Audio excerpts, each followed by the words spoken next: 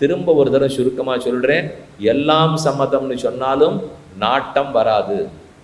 எதுவும் வேண்டாம்னு சொன்னால் நல்லவனாயிருன்னு சொல்லுவதற்கு வழியே இல்லை. சரி, அப்ப என்ன செய்யலாம்? ஒன்றைத்தான் பற்ற வேண்டும். அந்த ஒன்று ஏன் சனாதன தர்மமாக இருக்க வேண்டும் என்றால், அந்த ஒன்றில்தான் நீ பற்றி இருக்கிறது உயர்ந்தது. அதற்காக அடுத்ததற்கு எந்த தாழ்ச்சியும் கிடையாது. எல்லாரும் அதே திருமால் தான் உள்ள உட்கார்ந்துருக்கார், சௌக்கியமா இருக்கட்டும் என்று சகிப்புத்தன்மையோடே இந்த மதம் சிறப்பா மோட்சம் கொடுக்கிறது.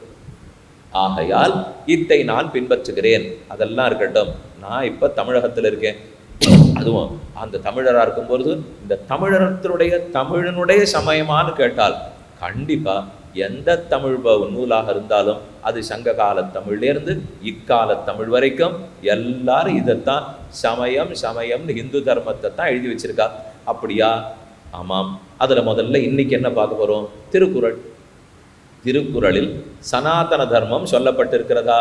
ஆம், சனாதன தர்மம் தான் சொல்லப்பட்டது. அதுக்கு தான் திரும்ப ஒரு தடவை சொல்றேன், சனாதன தர்மம் தான் சொல்லப்பட்டிருக்கிறார். ஒருவேளை வள்ளுவர் இதையும் சொல்லிட்டு ஒரு பொதுமறையா எழுதியிருப்பாரோ? வேணும்னு திருக்குறளுக்கு பொதுமறை. ஏன் அந்த பேர் அடிக்கடி சூட்டுறா தெரியுமா? நம்ம குழம்புங்கிறதுக்கு தான். ஏன்னா பொதுமறைன்னுட்டா இதில் எல்லாமே சொல்லப்பட்டிருப்போருக்குன்னுட்டால், எல்லாமே சொல்லப்பட்டிருந்தா வசத்தின்னு ஒரு மாயையில் இருக்கும். நம்ம இப்போ தயவுசெய்து அப்படி நினைக்காதீங்க. எல்லாமே சொல்லப்பட்டிருந்தா உயர்த்தி இல்லை. எனக்கு எது வேணுமோ அதை சொல்லப்பட்டிருந்தா தான் உயர்த்தி. மகாபாரதத்தில் உங்களுக்கு ஒரு சந்தேகம், 1.25 லட்சம் ஸ்லோகம் மொத்தம் இருக்குது.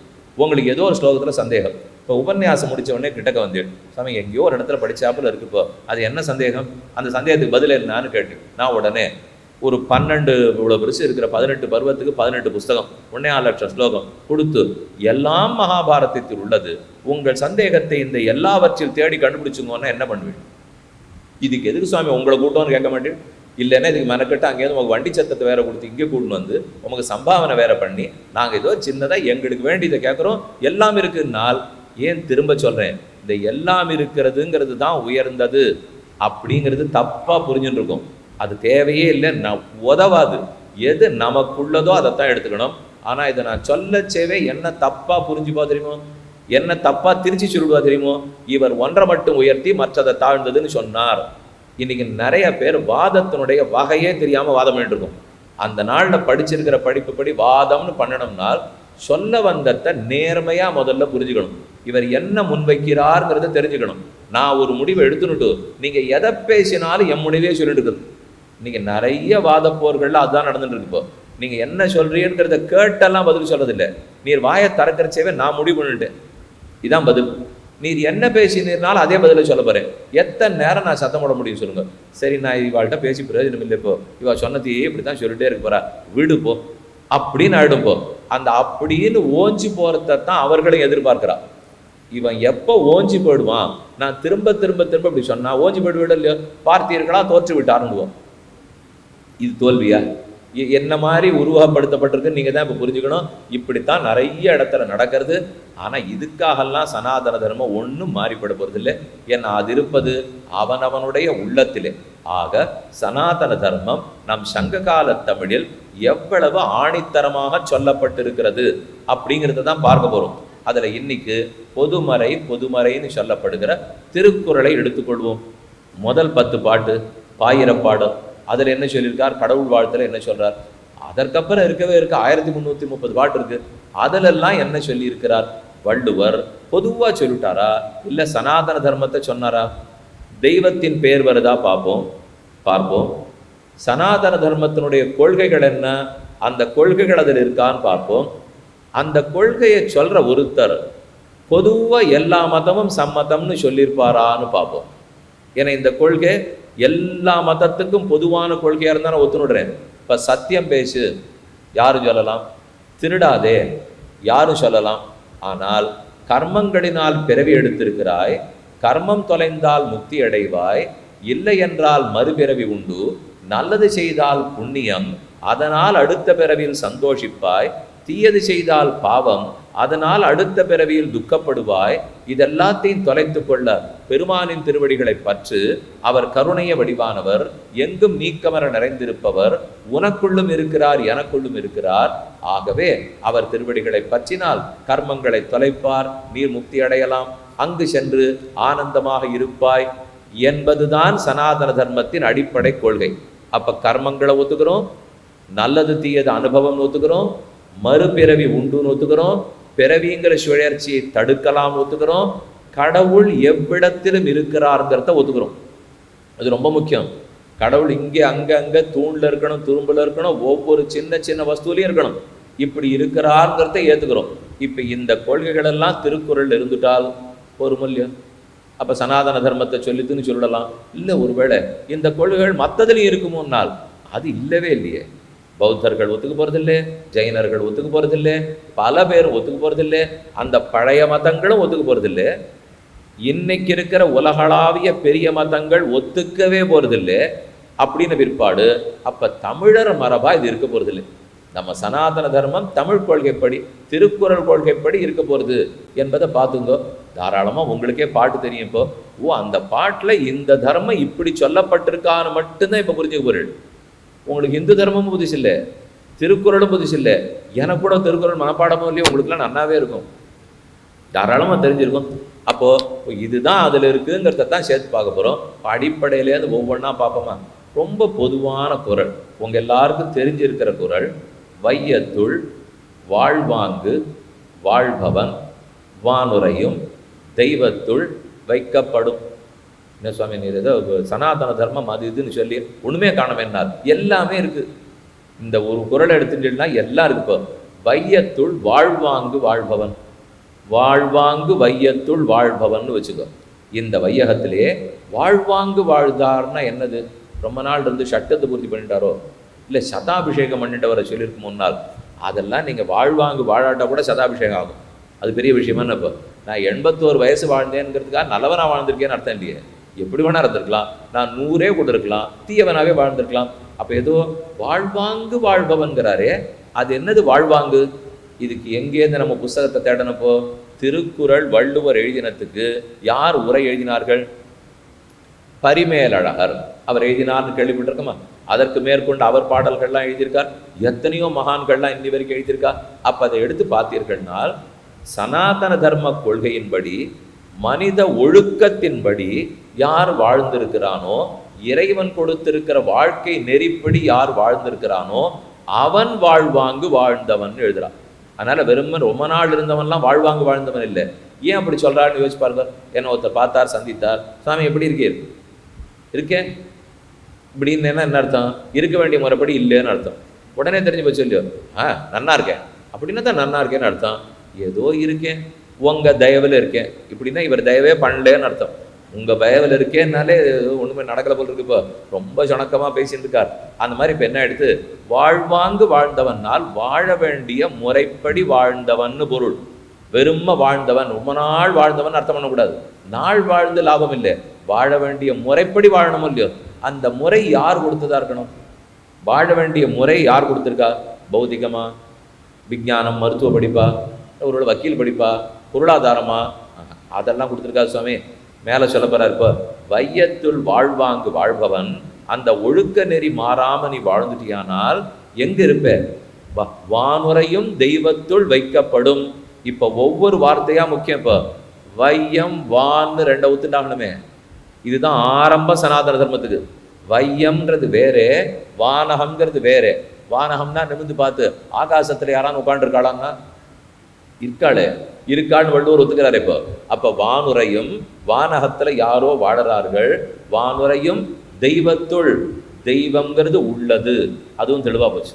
அந்த தெய்வம் வானகத்தில் இருக்கிறது. வானுரையின் தெய்வத்துள் வைக்கப்படும். யார் ஒருத்தன் இந்த லோகத்துல வாழ்வாங்கு வாழ்கிறானோ அவனை தெய்வத்துக்கு சமமாக வைக்கிறோம். அவன் தெய்வத்துக்கு சமமாக கொண்டாடப்படுகிறான். அப்ப வாழ்வாங்கு வாழ்தல்னா ஒரு அர்த்தம் ஆச்சா? கூடவே சொல்றது, தெய்வத்துள் வையத்துள் வாழ்வாங்கு வாழ்பவன் வானுரையின் தெய்வத்துள் வைக்கப்படும். அப்ப புண்ணியம் இருக்கு, பலம் இருக்கு. தெய்வத்துள் வைக்கப்படுங்கிறீரே, என்ன அர்த்தம்? இந்த லோகத்தில் இருக்கும்போது 2 பொருள் சொல்றேன். இந்த லோகத்தில் இருக்கும்போது வானகத்தில் இருக்கிற தெய்வங்களுக்கு எத்தனை பெருமையோ எவ்வளவு புகழோ அந்த புகழோடு சமமாக இவன் நடத்தப்படுகிறான். இது ஒரு பொருள். இன்னொரு அழகான பொருள் இருக்கு. இப்போ வையத்துள் வாழ்வாங்கு வாழ்பவன் வானுரையின் தெய்வத்துள்னால் இங்க நீ ஒழுக்க நெறி தவறாமல் வாழ்ந்தால் அதனால் புண்ணியம் கிட்டும், அந்த புண்ணியத்தால் தேவலோகத்தை அடைகிறார்கள் பாருங்க. வானுரையும் தெய்வத்துள் வைக்கப்படும். அப்ப வானகத்தில் இருக்கிற தெய்வத்துக்கு நீயே போலாம், சொர்க்கத்துக்கு போலாம்னு சொல்றது. அப்ப பூலோகத்தை ஒத்துக்கிறது, சொர்க்கத்துக்கு போலான்னு சொல்றது, தெய்வலோகம்னு ஒன்று இருக்குன்னு சொல்றது, அது வானத்தில் இருக்குன்னு. இப்போ ஒண்ணுமே சந்தேகம் இல்லை. இதுதான் புராணக்காரர்கள் திரும்ப திரும்ப சொல்லிட்டு இருக்கா. அப்ப வையகம்ங்கிற லோகம் வேறு, வானகம்ங்கிற லோகம் வேறு. அங்க தெய்வங்கள்லாம் வாழறா. அது இந்திரனா இருக்கும், சந்திரனா இருக்கும், குபேரனா இருக்கும், வருணனா இருக்கும், தொட்டாவா இருக்கும், புஷாவா இருக்கும், யாரோ தெய்வம். அந்த தெய்வலோகத்துக்குள்ள நீ போய் இருக்கலாம். அப்ப புண்ணியத்தை ஒத்துக்கிறது. வாழ்வாங்கு வாழ்தல்னா புண்ணிய வாழ்க்கை வாழ்தல்னு வச்சுங்க. அந்த வாழ்க்கை வாழ்ந்தியானால் வானுரையின் தெய்வம்னால் அந்த புண்ணியத்துக்கு பலமாக தேவலோகத்தை அடைவாய். எவ்வளவு தெளிவா இருக்கு. அப்ப புண்ணியம் இருக்கு, புண்ணியத்துக்கு பலமா தேவலோகம் இருக்கு. நீ நன்னா வாழ்ந்தியானா அங்கதான் உனக்கு கிடைக்க போறது. அப்ப அடுத்த பிறவி இருக்கிறது. அந்த பிறவி அங்க போறேன்னு சொல்லி எடுத்துப்போ. இது நம்ம தர்மத்தினுடைய அடிப்படை கொள்கை. இப்ப இந்த பாட்டை பார்த்தா என்ன ஆகும்? தெய்வத்தை பத்தி என்ன இருக்குன்னு தோணிட்டு இருக்கோம். எல்லாமே இருக்கு. இது இப்ப மற்ற ஏதாவது சித்தாந்தம் இதை ஒத்துக்கிறதா கொஞ்சம் பாருங்க. இங்க நான் ஒழுங்கா வாழ்ந்தால் இதுக்கு மேலுலகம் கிடைக்க போறது, அந்த லோகத்துக்கு நான் போவேன், புண்ணியத்தின் பலமா கிடைக்க போறது. ரொம்ப குறைவான மதங்கள் தான் இதை ஒத்துக்கணும். இல்லையே, பல பேரும் இப்போ தேவலோகத்துக்கு போகிறோம், போனால் அங்கே ஆனந்தமாக இருக்க போகிறோம்னு சொல்கிறது என்னால் ரொம்ப மேலோட்டமாக தெரிஞ்சுட்டு இருக்கோன்னு அர்த்தம். யாரும் சொல்கிறது ஒரு பிறவியைத்தான் ஒத்துப்பா. மற்ற எந்த மதம் தேவலோகங்கிறத ஒத்துக்கிற மதமாக இருந்தாலும் பிறவி ஒன்று, அடுத்த பிறவியை ஒத்துக்கவே மாட்டா அவர்களும். இப்போ அப்போ என்ன ஆகுது? இந்த பிறவி முடிந்த பிற்பாடு ஒரு இடத்துல காத்துன்னு இருக்கும், இதுக்கு பதில் சொல்லப்படும், எங்கு போக வேண்டுமோ அங்கு போகும். அது ஒன்று நரகத்துக்கு போகலாம் அல்லது தேவனுடைய லோகத்துக்கு போகலாம். அவ்வளவுதான் முடிஞ்சுது. அப்ப அடுத்த முறை இங்கு பிறப்பேங்கிற பேச்சே மற்ற மதத்துல கிடையாது. ஆனா சனாதன தர்மத்தில் தான் எங்கும் பிறப்பேன், சொர்க்கத்துக்கு போயிட்டும் பூமிக்கு திரும்பி வருவேன், நரகத்துக்கு போயிட்டும் பூமிக்கு திரும்பி வருவேன். அப்ப மற்ற மதத்துல பார்த்தால் நரகத்தை அடைந்தவன் நரகமே. இங்க வருவரா சுவாமினால் வர முடியாது, வந்தா மறுபிறவி இங்கே ஒத்துக்கணுமே. அப்ப நரகத்தை அடைந்தவன் நரகமே, சொர்க்கத்துக்கு போனவன் சொர்க்கமே. இப்படின்னு விட்டால் எனக்கு ரொம்ப கட்டமா இருக்கு சுவாமி. அப்ப நரகத்தை அடைந்த ஆத்மாக்கள் அதோகதி தானா? மாறுறதுக்கே வழி இல்லையா? ஒரு மனிதன் மாறுவதற்கு வாய்ப்பு கொடுக்காம ஒரு மதம் இருக்கலாமா? யோசிச்சு பாருங்க. இப்போ மாறுறதுக்கு வாய்ப்பு கொடுக்கறதா தான் இருக்கணும் இல்லையா? நீ கூட நரகம் சொன்னீங்களேனால் நரகத்துல முடிச்சுட்டு திரும்பி வந்துருவான்னு தானே சொல்லிட்டு இருக்கோம். நரகத்துல இருப்பான்னு சொல்லவே இல்லையே. நரகத்துக்குண்டான பாவங்கள் முடிந்து போய்விட்டால் திரும்ப வந்து விட போகிறான். வந்த விருப்பம் கடைசியில எங்க போனா திரும்ப வரமாட்டான்னு சொல்றோம். ஆனந்தம் கொடுக்கிற வைகுந்தத்தை அடைந்தால் திரும்ப வரமாட்டான். துக்கம் கொடுக்கிற நரகத்தை அடைந்துட்டு திரும்ப வரமாட்டான் நம்ம சொல்லவே இல்லையே சனாதன தர்மத்தில். சொல்ல மாட்டோமே. ஏன் மாட்டோம்னால் எல்லாரும் சௌக்கியமா இருக்கணும்னு ஆசைப்படுறோம். அதுதானே சகிப்புத்தன்மை. எல்லாரும் நலமா இருக்கணும்னு விரும்புகிற யாரும் துக்கம் கொடுக்கும் லோகத்துக்கு போனவன் திரும்ப வரமாட்டான்னு சொல்லக்கூடாது. அப்ப சுகம் கொடுக்கிற லோகத்துக்கு போனவன் தான் திரும்ப வரமாட்டான்னு சொல்லணும். அதுல ரொம்ப தெளிவா இருக்கு சனாதன தர்மம். ததா வித்வான் புண்ணிய பாபே விதூய, வாய் தவறி ஒரு சம்ஸ்கிருதம் சொல்லிட்டேன். புண்ணிய பாபே விதூய நிரஞ்சன பரமம் சாமியம் உபைத்தி என்று வைகுந்தத்தை அடைகிறான். நச்ச புனராவர்த்ததே நச்ச புனராவர்த்ததே. சரி, தமிழை விட்டுடுவானே. இப்போ மீடுதலாம் ஏதமிலா விண்ணுலகில் ஏகவெண்ணும் மாறனென மணவாள மாமன்கள் ரொம்ப ஆச்சரியமா சாதிக்கிறார். மீடுதலாம் ஏதமிலா விண்ணுலகு, இதோ வைகுந்தத்தை அடைகிறான். அங்க என்ன குற்றம்? ஏதம்னா குற்றம், ஏதமிலா குற்றம் இல்லை. மீளுதலாம் ஏதமிலா, திரும்பி வருகையாகிற குற்றம் இல்லாத வைகுந்தத்தை அடைகிறான். அப்படியே தமிழ் சொல்லிட்டே எடுத்து. அப்ப எதை சம்ஸ்கிருதம் சொன்னாலும் ரெண்டு கண்ணு. சம்ஸ்கிருதம் ஒரு கண்ணுன்னு சொன்னா தமிழ் ஒரு கண்ணு. ரெண்டு மொழி கொள்கை தப்பா? இன்னைக்கு கூட பேசுறாளே ரெண்டு மொழி மூணு மொழி கொள்கை. அப்ப அன்னைக்கு ரெண்டு மொழி கொள்கை சொன்னது என்ன தப்பு? இப்போ அதனால ஒரு கண்ணாக வடமொழியும் ஒரு கண்ணாக தமிழ் மொழியும் என்ன தப்பு வரும்? ரெண்டு கண்ணால நான் ஒன்ன பாக்குறேன்னா வஸ்து ஒன்னா தெரியணும். ரெண்டு கண்ணால பாக்குறச்சே நீங்க ரெண்டு பேரா தெரிஞ்ச ஆபத்து. அது வைத்தியர்கிட்ட தான் போகணும். ரெண்டு கண்ணால பார்த்தாலும் பார்க்கிற பொருள் ஒன்றா தெரியணும். அப்ப வைகுந்தத்திலேருந்து திரும்ப மாட்டான்ங்கிறதே சம்ஸ்கிருத பிரமாணத்துல சொன்னா என்ன, தமிழ் பிரமாணத்துல சொன்னா என்ன? சொல்ற விஷயம் அதே தானே. இப்போ அப்போ பொதுவாக இருக்கிற வையத்துள் வாழ்ந்தால் அந்த புண்ணியத்தின் பலமாக வானுரையும் தெய்வத்துள் வைக்கிறோம். இது ஒரு கருத்து பார்த்தீங்களா. இன்னொரு குறள் அழகா சொல்றேன். ஐந்தவித்தான் ஆற்றல் அகல் விசும்பு உளார் கோமான் இந்திரனே ஷாலும் கரி. ஏற்கனவே தெய்வம்னு பொதுவான ஒரு பேரோட முடிஞ்சு போச்சு. இப்போ நீங்கள் என்ன பண்ணலாம், தெய்வம்ங்கிறது எங்கள் மதத்து தெய்வத்தை தான் சொல்கிறதுன்னு நான் சொல்லிட்டேன்னால் சொல்லிக்கலாமே. ஏன்னா தெய்வம்ங்கிறது பொது பேர் தானே. அப்போ எந்த மதத்தில் இருக்கிறவாளும் பொதுமறைன்னு சொல்லிடுவாளே. ஏன்னா இப்போ திருக்குறளுக்கு ஆபத்தே பொதுமறைனால் எந்த மதத்தவன் ஒத்துக்கலான்வா, ஒத்துக்க முடியாது. ஏன்னா அந்த வானுலகத்தில் இருக்கிற தெய்வம் யாருன்னு பேரை சொல்றது பாருங்க. ஐந்தவித்தான் ஆற்றல் அகல் விசும்புளார் கோமான் இந்திரனே ஷாலும் கரி. ஐந்தவித்தானால் நமக்கு இருக்கிற ஐம்புலன்கள். அவித்தான் அடக்கினான். யாரொரு தன் ஐம்புலன்களை அடக்கி புலன்களை கண்ட இடத்துல மேய விடாது இருக்கானோ அவன் வானுளார் கோமான், வானத்தில் இருக்கிற தெய்வங்களுக்கு தலைவனா இருக்கிற இந்திரனே. பேரோடு இருக்கு. இப்போ வேற ஏதான மொத்தம் இந்திரனை ஒத்துக்க போறதானே இல்லையோ. அப்போ சனாதன தர்மத்தில் தானே இந்திரன்கிற பேர் இருக்கு. வேதத்தில் தானே இந்திரன் இருக்கார், இதிகாச புராணத்தில் இருக்கார். இந்திரன் இருக்கிறார்னு ஒத்துனுட்டார். இப்போ ஒரு வேளை பொய்யா வள்ளுவர் இந்திரனை பற்றி சொல்லியிருக்கிறோம், இவ்வளோ பெருமைக்கான சொல்லியிருக்கிறோம்னா சாமி ஒருத்தன் ஒழுங்கா வாழ்ந்தவன் இந்த லோகத்தில் யாரோட சமம்னு அவர் பட்டம் கொடுக்கறச்சே இந்த உலகத்துல வாழ்ந்து ஆனாலும் புலநடக்கத்தோடு இருந்தானால் அவனுக்கு என்ன ஆற்றல்ங்கிறதுக்கு அந்த லோகத்தில் இருக்கிற இந்திரனுடைய ஆற்றல் சமம். அந்த ஷாலும் கரினா சாட்சின்னு அர்த்தம். அந்த லோகத்து இந்திரன் வஜ்ராயுதத்தை கையில் வச்சிருந்து எவ்வளோ பெரிய இந்திரன் பெரிய தேவதையா இருப்பனோ அந்த தேவதைக்கு இருக்கிற ஆற்றல் இவருக்கு உண்டான். யாருக்கு? ஐம்புலன்களை அடக்கினவனுக்கு. இந்த லோகத்திலிருந்து ஐம்புலன்களை அடக்கினால் அந்த லோகத்து பரலோகத்து இந்திரனுக்கு சமம்னால் இந்திரன்கிற பேரை ஒத்துண்டாச்சு. அவன்தான் தெய்வங்களுக்கு கோமான்னு ஒத்துண்டாய் விட்டது. இப்போ இதைத்தானே புராணங்களும் சொல்லுகின்றன. அப்ப அவன் ஆற்றல் மிக்கவன் ஒத்துண்டாயிடுத்து. அதனால் பேரில்லாமல் தெய்வம்னு சொன்னான்னு கவலைப்பட வேண்டாம், பேரோடு இந்திரன்னு கூறியிருக்கிறார். ஆகவே சனாதன தர்மத்தை தான் குறிக்கிறது. இன்னும் ஒருபடி போவோமா? போலாம். முதல் பாட்டு என்ன சொல்லுது பார்ப்போம். அகர முதல எழுத்தெல்லாம் ஆதி பகவன் முதற்றே உலகு. உலகு உலகத்தாரை குறிக்கும். உலகுன்னா உலகுன்னு அர்த்தம் பண்ணிக்க வேண்டாம், உலகத்தாரை குறிக்கும். லக்ஷணான்னு வடமொழியில் சொல்லுவார்கள். உலகு, இந்த உலகுன்னா இப்போ நான் ஒன்று சொல்கிறேன், கட்டில் சத்தம் போடுறதுன்னு. கட்டில் சத்தம் போடுமா? கட்டில் உட்காண்டு இருக்கிறவா தான் அப்பா அப்பான்னு கத்துவா. அதனால் கட்டில் சத்தம் போடுறதுன்னா கட்டில் உட்காண்டு இருக்கிறவன்னு அர்த்தம். கங்கையிலே வலைச்சேரி இருக்குன்னு, கங்கைக்குள்ளே வலைச்சேரி இருந்தால் அடிச்சுன்னு போடும், கங்கை கரையிலேன்னு அர்த்தம். அப்போ ஒரு சொல்லு ஒரு மாதிரி இருந்தால் அதுக்கு பொருளுக்கு தகுந்து எது வருமோ அதுக்கு தகுந்து அர்த்தம் பண்ணிக்கணும் இல்லையோ. அதை போல் இங்கே இப்போ உலகுன்னு சொன்னால் உலகத்தார்னு வச்சுக்கோ. அகல முதல எழுத்தெல்லாம் அ என்பதை ஆதியாக காரணமாக கொண்டது தான் 247 எழுத்துக்களும்.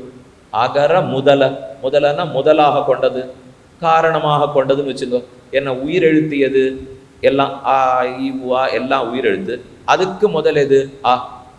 ஆங்கிறதானே மொத்த எழுத்துக்களுக்கும் காரணம். அகர முதல எழுத்தெல்லாம். அதை போல் என்ன சொல்லி வருகிறீர்? ஆதி பகவன் முதற்றே உலகு. அதை போல உலகத்தார் எல்லாரும் ஆதியாயிருக்கும் பகவான் என்று யார் அழைக்கப்படுகிறாரோ அவரை காரணமாக கொண்டவர்கள் உலகத்தினர். அப்ப எழுத்துக்கள் எல்லாம் எப்படி ஆ என்பதை காரணமாக கொண்டிருக்குமோ, முதலாக கொண்டிருக்குமோ, அதே போல அனைத்து உலகத்தினரும் ஆதி என்றும் பகவான் என்றும் சொல்லப்படுபவரை காரணமாக கொண்டவை. ஆதின்னா யாரு, பகவான்னா யாரு அப்படின்னா தேடணும். ஆதின்னா என்ன சொல்லலாம்னால் முதல், ஆதி ரொம்ப முதல்ல இருக்கிறவர் ஆதி. இப்போ எத்தனை பூர்வே சாத்தியா சத்தி தேவான்னு சொல்றோம். அப்ப அது ஆதி. பகவன்னா என்ன பொருள்?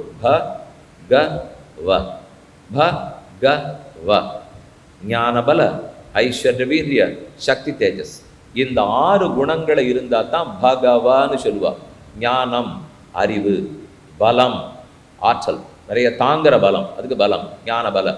ஐஸ்வர்யம் செழிப்பு செல்வம், சக்தி ஆற்றல், தேஜஸ் பளபளப்பு, ஞானபல, வீரியம் எதற்கும் கலங்காத தன்மை. இந்த 6 இருக்கிறவனைத்தான் பகவான்னு சொல்லுவோம். பகவான்கிற சொல் சனாதன தர்மத்தில் உள்ளதா வேறு தர்மத்தில் உள்ளதா? எப்ப ஆதி பகவன் முதற்றே உலகுன்னு சொல்லிட்டாரோ, உலகுக்கெல்லாம் ஒரு காரணம் இருக்காருன்னு ஒத்துண்டாயிடுத்து. அவர் ஆதி காரணம்னு ஒத்துக்கொண்டாகி விட்டது. அந்த ஆதி காரணத்துக்கு பகவான் ஒத்துண்டாகி விட்டது. அவருக்கு ஆ என்னும் எழுத்து அவரை குறிக்கும் என்றும் ஒத்துக்கொண்டாகிவிட்டது. ஏன்னா எப்ப அகர முதல எழுத்தெல்லாம்னு சொன்னால் அ என்னும் எழுத்து அவரை குறிக்கும்னு ஒத்துக்கொண்டாகிவிட்டது. இப்ப கடைசியில விசாரம், ஆங்கிற எழுத்து யாரை குறிக்கும்னு கொஞ்சம் தேடணும். ரொம்ப சுலபம். அகாரார்த்தோ விஷ்ணு. எடுத்தெடுப்புல எந்த சம்ஸ்கிருத புஸ்தகத்தை திறந்தினாலும், எந்த தமிழ் நிகழ்த்துவ திறந்தாலும், பிங்கள நிகழ்த்து அது இது எத்தனை புஸ்தகம் இருக்கு இப்போ திறந்து பார்த்தீங்கன்னால், ஆ என்பது திருமாலை குறிக்கும். ஏன் திருமாலை குறிக்கும்னால், ஆங்கிற எழுத்துக்கு பொருள் என்ன தெரியுமா? அவ ரக்ஷணேன்னு தாது, காப்பவன். யாரு காப்பாற்றுகிறானோ அவன் அவ என்கிற தாதுவால் அகாரத்தால் சொல்லப்படுகிறான். தஸ்ய பிரகிருதி லீனஸ்ய எப்பரஸ்த மகேஸ்வரஹான்னு உபனிஷத் சொல்றது. அதனுடைய பிரகிருதி ஓங்கிற பிரணவம் இருக்கு பாருங்க, அந்த பிரணவத்தினுடைய முதல் எழுத்து ஆ. அந்த ஆல போய் கொண்டு போய் சேருபவன் அவன்தான் எப்பரஸ்த மகேஸ்வரா. அந்த மகேஸ்வரனான பகவான் ஆ என்னும் எழுத்தில் இருக்கிறான். ஆ என்னும் எழுத்தால் சொல்லப்படுகிறார்னால் அவ்வளவு தெளிவா இருக்கு இப்போ. அதனாலதான் அகர முதல எழுத்தெல்லாம் ஆதி பகவன் முதற்றே உலகு. இப்ப தமிழர் பண்பாடுன்னு உலகு பகவான் முதற்றதுன்னு ஒத்துக்கணுமே. எல்லாரும் இன்னைக்கு தமிழர் பண்பாடுன்னு சொல்றவர்கள்லாம் உலகம் படைக்கப்பட்டது யாரால்னு விசாரிக்கணும். உலகத்துக்கு காரணம் இருக்குன்னு ஒத்துக்கணும். இல்லையே, இயற்கை படைச்சது, கடவுளுக்கு ஒன்றும் வேலையே கிடையாதுங்கிறாளன்னா, அப்போ இயற்கையில் இருக்கிற மலை, மண், செடி கொடி இதெல்லாம் ஒரு கூட்டம் போடணும். கூட்டம் போட்டு உட்காந்து நம்ம நாளன்னிலேருந்து ஞாயிற்றுக்கிழமையாருக்கு உலகத்தை படைக்கலாம் அப்படின்னு பேசணும். படைக்கலாம்னா என்ன படைக்கலான்னு இன்னொன்று கேள்வி கேட்கணும். இதை படைக்கலான்னு சொல்லணும். அப்போ இத்தனை நாள் படைச்சிருக்கமே, இனிமேல் அழிக்கலாம்னு ஒன்று சொல்லணும். இதெல்லாம் ஒருத்தர் சொல்லணும்னா ஞானம் வேண்டாமா? மலையும் மடுவும் குளவும் சேர்ந்துமா இது எல்லாத்தையும் பேச முடியும்? அதுக்கே இது ஞானம். அப்போ அறிவு இருந்தால்தான் படைப்பு தொழிலையே ஈடுபட முடியும். அதைத்தான் ஞான பல ஐஸ்வர்ய வீரிய சக்தி தேஜஸ் இந்த 6 குணம் இருக்கக்கூடிய அறிவே வடிவினனான கடவுளிருந்து தான் காரணமாக முடியும். என்ன தெளிவா இருக்கா இருப்போ. அப்போ பொதுமறைனால் இயற்கை காரணம்னு சொல்லணும், அணு காரணம்னு சொல்லணும், பிரதான காரணம்னு சொல்லணும், நீயே காரணம் சொல்லணும், நாங்களே காரணம் சொல்லணும் சொன்னார் அவர் சொல்லியிருக்கிறதெல்லாம் ஆதி பகவன் முதற்றே உலகு. அப்ப பிரபஞ்சம் முழுக்க ஆதி பகவானை அடிப்படையாக கொண்டது, அவரை காரணமாக கொண்டதுங்கிறதா முதல்ல தொடக்கமே. அப்ப அந்த பாட்டு என்னன்னு பார்த்துட்டோமா? அகர முதல எழுத்தெல்லாம் ஆதி பகவன் முதற்றே உலகு.